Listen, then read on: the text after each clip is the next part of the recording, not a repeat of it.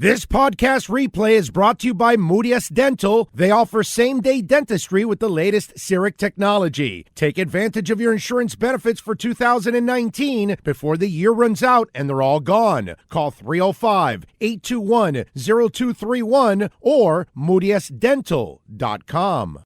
We promised you we're going to talk a little Hurricanes football. David Furones does an excellent job of covering the Canes on a daily basis for the South Florida Sun-Sentinel. David is kind enough to join us now on the program. You can follow him on Twitter at David Furones _ and catch his exceptional work at the Sun-Sentinel. David, good afternoon, my man. How are you doing, sir?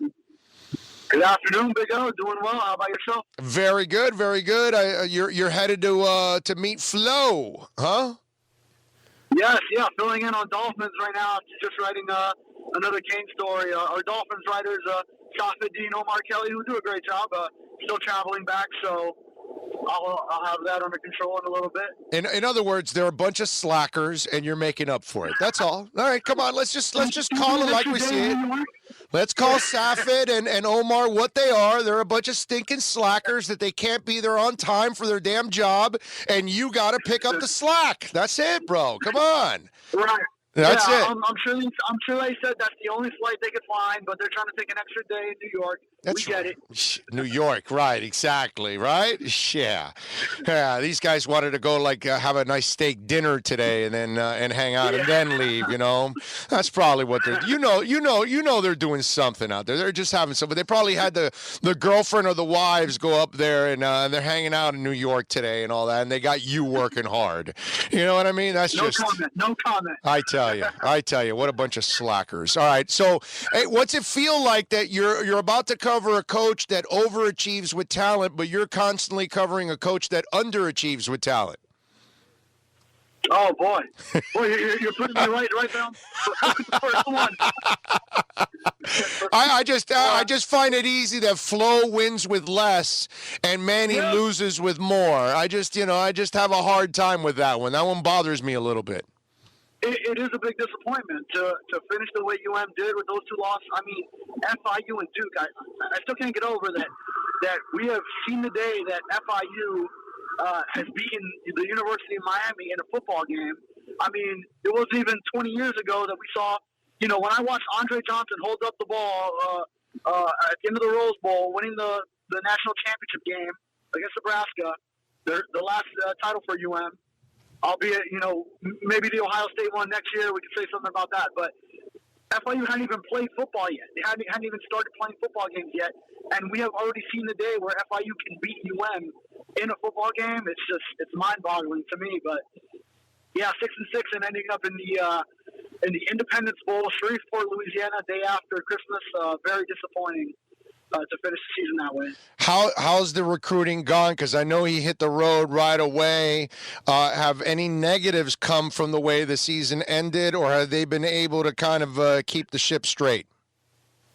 Surprisingly, they have done well in recruiting despite those two losses to finish the year. That 2020 class has remained intact. There were a couple of guys that decommitted that were, some three-star guys that some thought may have already been on the way out, or were kind of guys that might have been, they might have been making room in the class for some other commits. The 2021 class, there were some bigger decommits that were four-star kids, but that's still a whole year away, so there's still time to recover when you're talking about the 2021 class. So, but as far as the immediate need of the 2020 class, which begins to sign in this new early signing period on December 18th. Just about a week and a half away, they're doing well in that area. Are you shocked? Shocked that the class remained intact? Yes. To an extent. A lot of it's very difficult once you're a senior in high school and you've made up your mind to kind of flip based on two results at the end of a year, and you only have a couple of weeks to flip somewhere else. So I think with the new early signing period, that might have benefited Miami this time around. Whereas maybe if a lot of kids were still going to that traditional signing day in February, maybe you would have seen a lot of movement in that 2020 class. So might be part of the times here where UM was able to benefit from the new schedule. Oh, that's nice, man. David Furones, of course, from the South Florida Sun Sentinel, joining us as the Canes get the news that they're headed to Shreveport.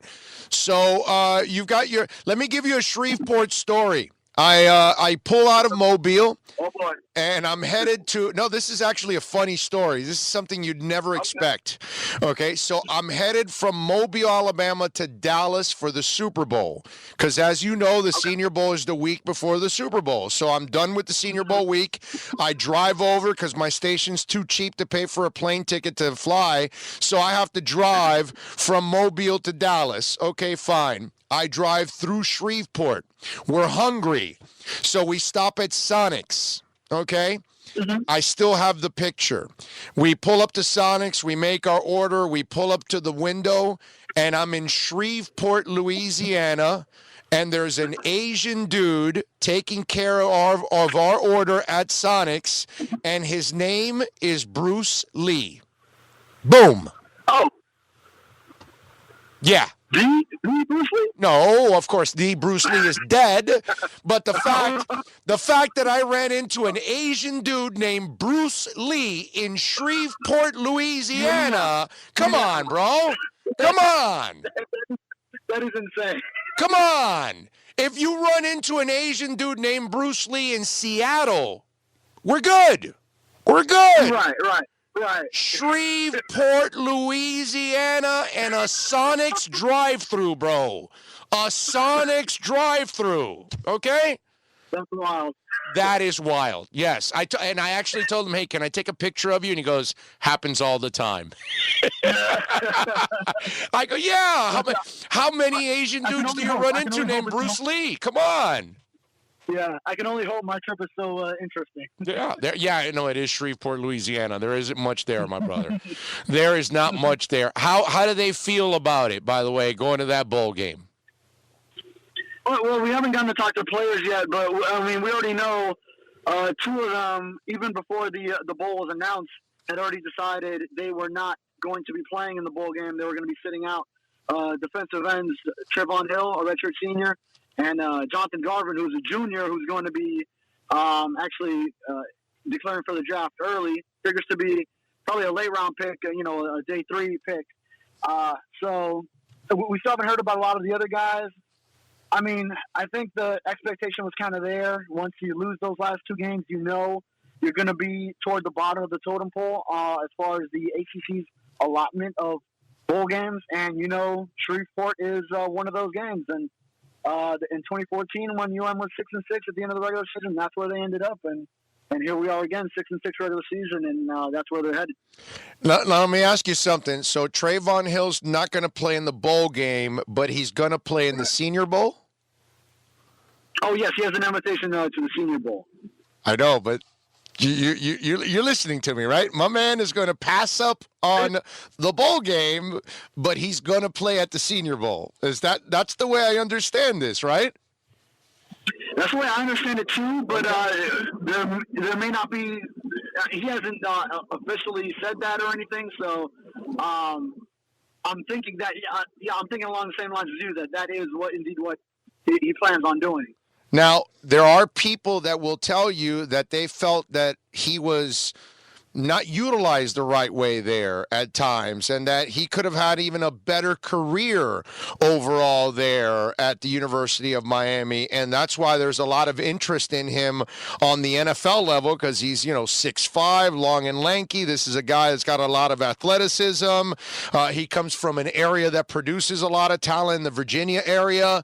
So yeah. Do you hear the same things? Oh, sure, and also, I mean, you always hear about the UM players that maybe didn't get to produce all that much at the University of Miami and then going on to excelling in the NFL. So I think for sure a lot of scouts and NFL personnel could probably see it as just another player along that line. Granted, I mean, he did produce with how much he was used. Of course, he's coming off the bench, pass rushing situations.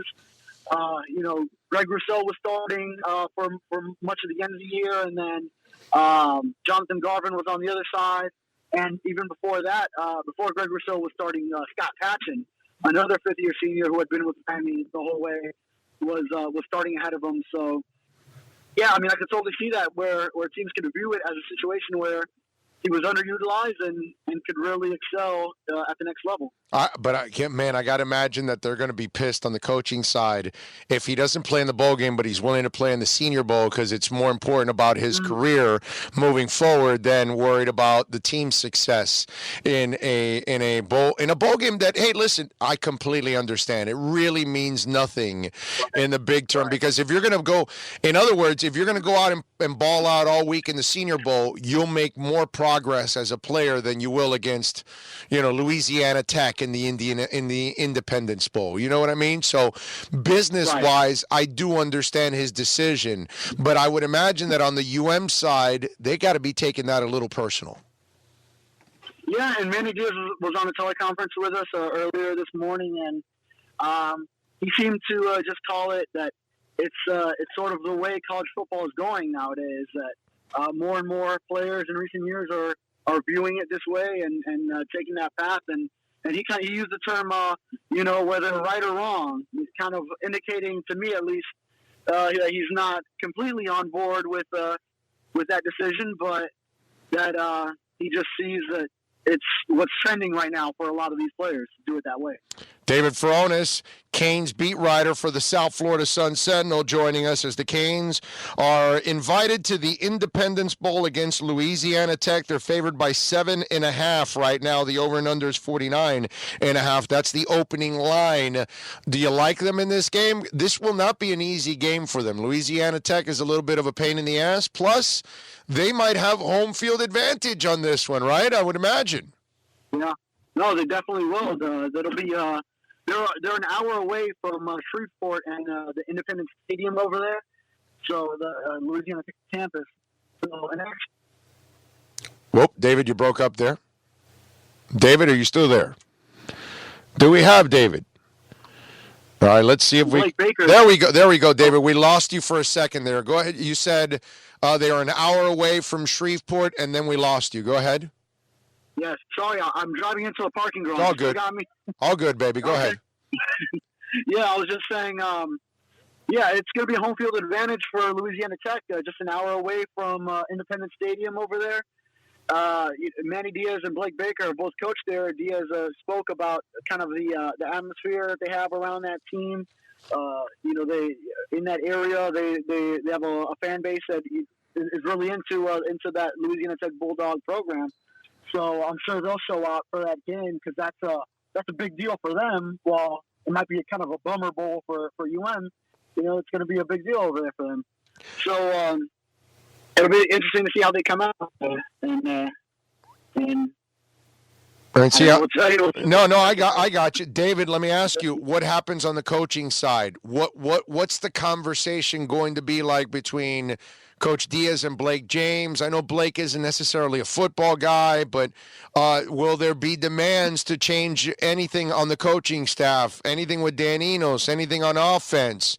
What do you expect? Maybe even defensively, since he had to kind of take over. Will Manny make any changes on this coaching staff? Yeah, and I asked that question to Manny yesterday on the teleconference, and he still wants to wait and see with the result of this bowl game. He wants to. He put it as the season's not over yet. That he wants to take this last game and evaluate things. So he has said, everything needs to be evaluated. So you imagine his mind is on it, and especially with that offense ranking in the bottom 10 in college football and FBS programs in a lot of categories, especially third down, red zone, running offense. And then also, like you said, on the defensive side, he put a lot of trust into Blake Baker, and he said stepping into defensive matters like he was as coordinator previously was not an indictment on Baker, but at the end of the day, you still look at that and say, why wasn't it able to just run as smoothly as when he was D coordinator now that he's head coach? So, Blake Baker, obviously a guy that he's liked since they were together at Louisiana Tech, a guy that he trusted with the defense. So, I don't know if after year one how many changes he wants to make. But and as far as Blake James at the top, he voiced his confidence in Manny Diaz going back to when they started 3-4 and had just lost to Georgia Tech. It didn't seem like he wanted to make any immediate changes in year one. And remember that was the week when Manny Diaz made the whole rebuild comment that everyone was up in arms over. So I'm wondering if Blake James sees it kind of the same way, where it'll take some time to get the program back in the direction he wants to see it. I mean, all right. He has confidence in either one. I got you. All right, David Furones from the South Florida Sun Sentinel. David, we'll wrap it up with this. Did you guys ask him about his approach over the next couple of weeks? Because 3 times they had a week off, and they had 2 weeks to prepare for their opponent, and they came in flat every single time. This time they're going to have a month off. I'm afraid they won't even score a point. They won't tackle anybody. They won't even they won't even be able to kick the ball off to start the game, okay? That's how incompetent I think they might be. So I'm not, now, all kidding aside, did you guys ask Manny Diaz about his approach now with all this time off? How is he doing anything different than he did the first 3 times that he could not, he and his staff, handle time off and have his team prepared for a game? No, we haven't yet. And there were so many questions that needed to be asked after more than a week away from any media availability. But I'm sure it will be a storyline throughout all the bowl practices leading up to it, because, like you said, they've come out flat in every single time that they've come by, and even how Manny Diaz has said, there's been times where they've come out flat when it wasn't off a bye. I mean, there was the Georgia Tech game wasn't off a bye, the Central Michigan game was not off a bye, so it's hard to really pinpoint exactly what goes on in those games, but some time off. The team has come out flat each one of those times. No doubt. Follow him on Twitter at David Furones _ and catch his work there at the South Florida Sun Sentinel. And you can catch him today in Davie covering for that slacker, Omar Kelly and Safid Dean. Those 2 slackers that are just celebrating in New York, having some fun while David is working his ass off here on 2 different beats. And now, is the Sun Sentinel paying you double right now? They should be paying you double. Right? Triple. Because you're covering for these 2 bums and yourself. That's triple. You need 3 paychecks, dude. 3 paychecks. You good? I'll forward you to my bosses to make that argument for me. You got it. You got it, yeah, because that'll do good since I lose jobs like it's going out of style, like underwear. All right, David, you be good, my brother. All right, take it easy. Thank you. Have a good one, my man. You got it. David Furones _ You know why they're in New York, man. All the discount buying and stuff for the holidays. That's it. Those 2 bums are out there just hanging out in New York, and poor David Furones is doing all the work for the South Florida Sun Sentinel. What the hell is that? Huh? Omar and Safid just hanging out.